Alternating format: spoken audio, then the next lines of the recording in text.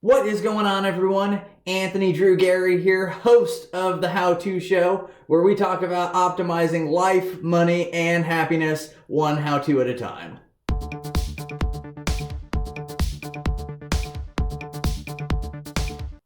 It is time for part 4 in our series of how to pay for college with as little debt as possible, and we're going to tackle the middle years this time. That's sophomore and junior years.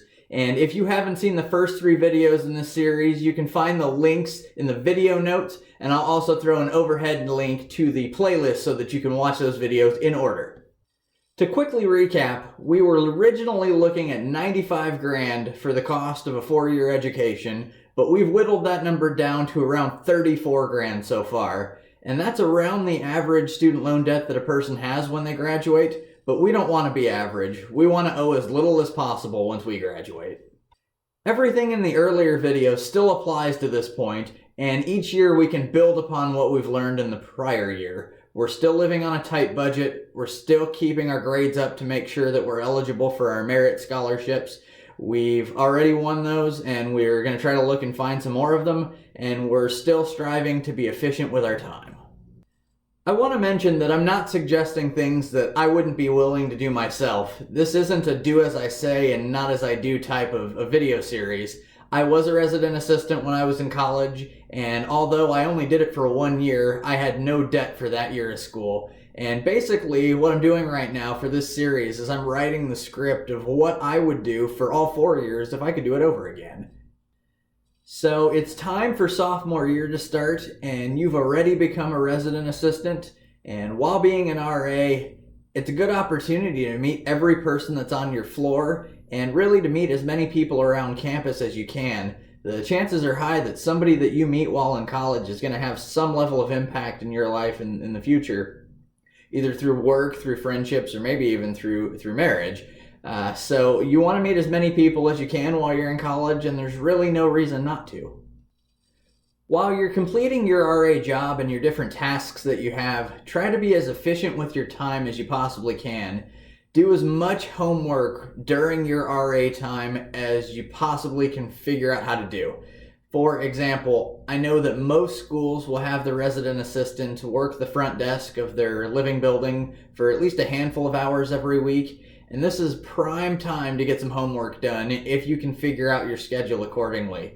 Now, this is the same sort of advice that I gave when trying to find a job at the library. You want to be working really early in the morning hours and really late at night hours, because those are going to be the sort of times when the desk isn't very busy and you can get your homework done.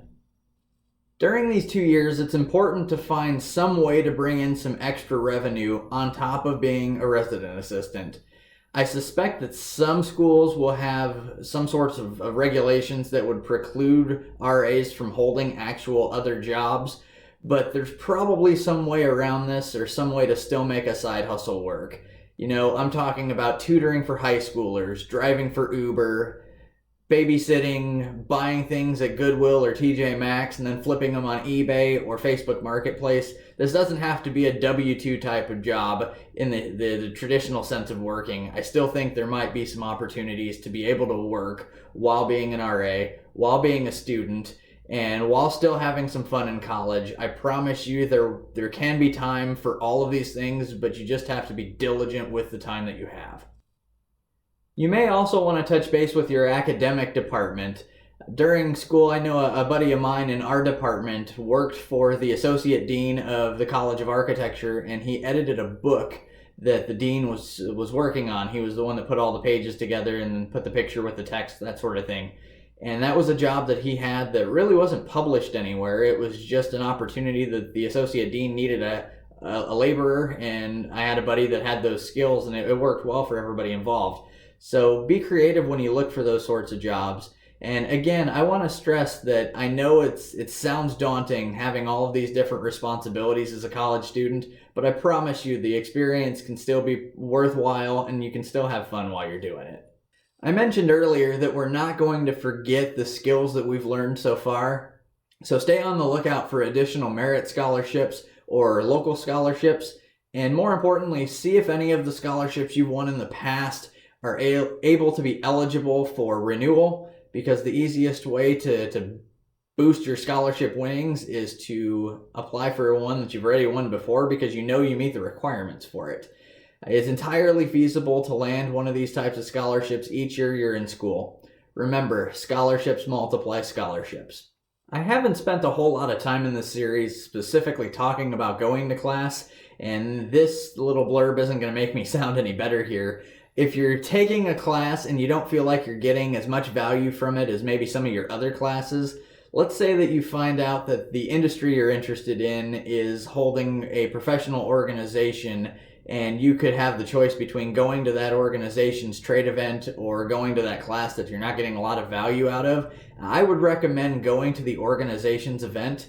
These sorts of organizations don't usually have a ton of students present at them, so it's a good opportunity for you to meet folks that are working in your field and network with them, get to know what type of work they're doing, and it'll give you an opportunity to meet them in a level that nobody else is, because a lot of kids won't go to these.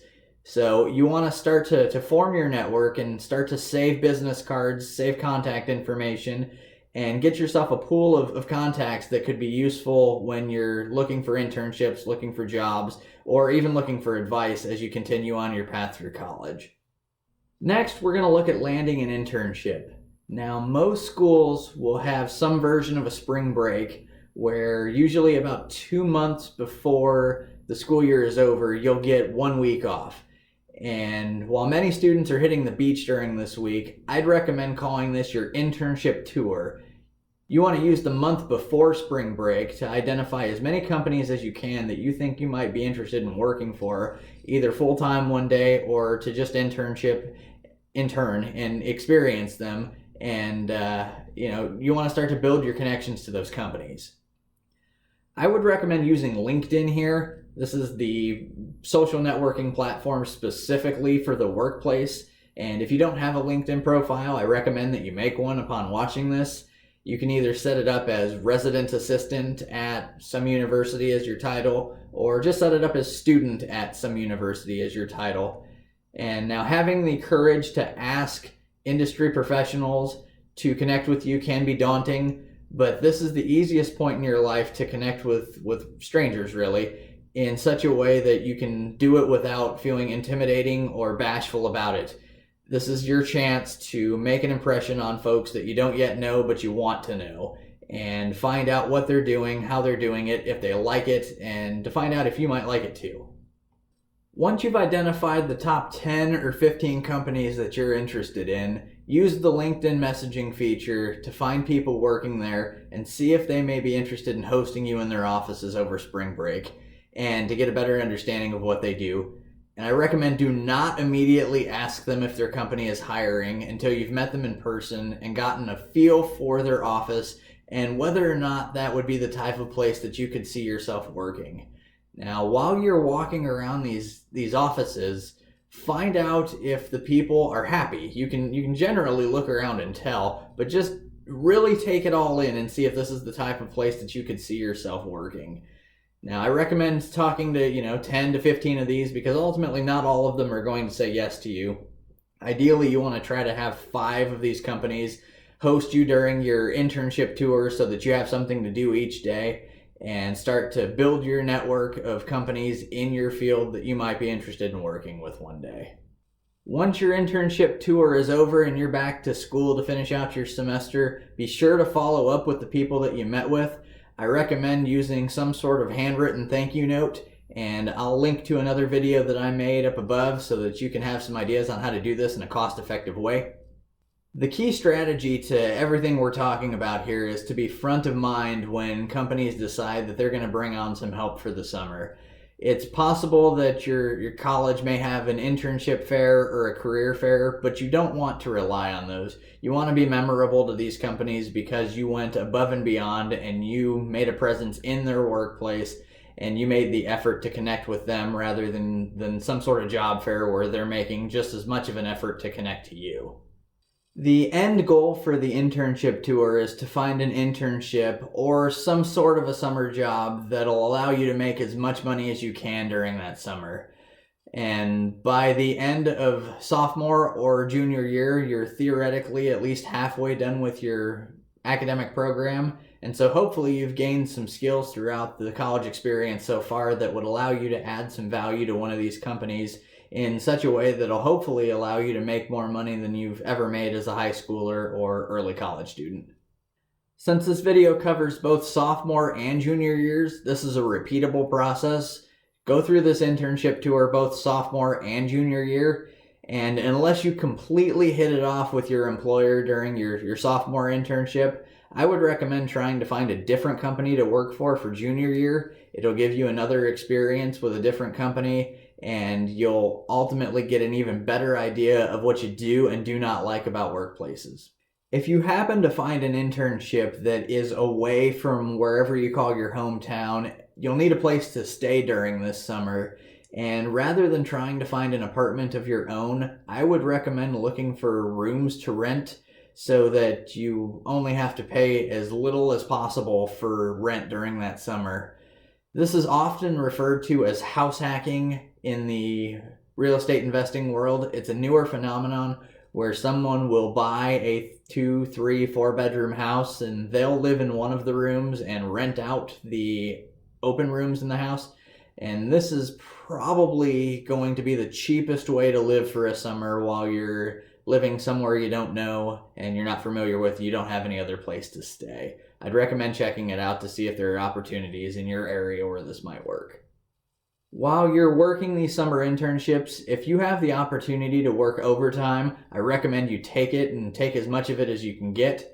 Some of these companies, they're going to offer overtime to their interns simply because the interns are the lowest paid employees on the staff, and it makes sense for the companies to use them to as much extent as they possibly can. This is great for you. This will help your bottom line, and the end goal for these summer internships, again, is to save as much money as you can. Now, as you're gaining all of these experiences through internships, through the RA job, everything you're doing in college is an opportunity to keep your resume fresh and to continue to update it each time you've created some new skill for yourself. A lot of the jobs that you're going to apply to and the majority of the scholarships you're going to apply to will require you to submit a resume. So this is something during your college years you want to keep it as fresh as you can. All right, now that we've tackled a whole bunch of things for sophomore and junior year, let's take a look at what our cost breakdown is now.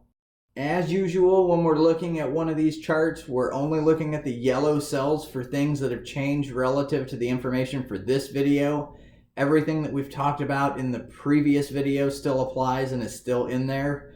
For local scholarships for sophomore and junior year, we're going to do our best to land one of those merit scholarships or local scholarships, maybe even a major specific scholarship, and we're going to try to get $1,000 each year. I think it's definitely achievable. When it comes to summer jobs or internships, we're going to ultimately save as much as we can. Hopefully that's around $4,000 for sophomore year, $4,200 for junior year. Hopefully you can make a little more after that second year. And with our side hustles, we're going to keep grinding at that, get a little better each year. Every year that you learn new skills, hopefully you can put them to use. Land an extra $500 for sophomore year, $750 for junior year, and total all of that up, we went from paying $95,000 for college. We've got that number all the way down to $22,676. We're making a ton of progress. This is awesome. I want to make a special note here that this whole plan is predicated on graduating in 8 semesters or 4 years. The $95,000 total cost is based on completing this degree in the 4 years allotted, and statistically more than half of people do not finish their degree in 4 years. To make this work, you have to adopt the mindset of beating the statistics. I've created a video on mindset, and I'll link a video to this up above so that you can check that out as well. If you're still with me until this point, hopefully you found some actionable tips that either you can use or someone close to you can use. Please smash the like button and subscribe so that you can be the first to know when I put new content out. And again, if you know anyone that can benefit from hearing this message, please share it with them whatever way makes sense for them to best hear it. If I can help just one person graduate from college with less student loan debt than they would have otherwise, then that makes everything about this worth it. Until next time, this is Anthony Drew Gary, host of The How To Show, signing off.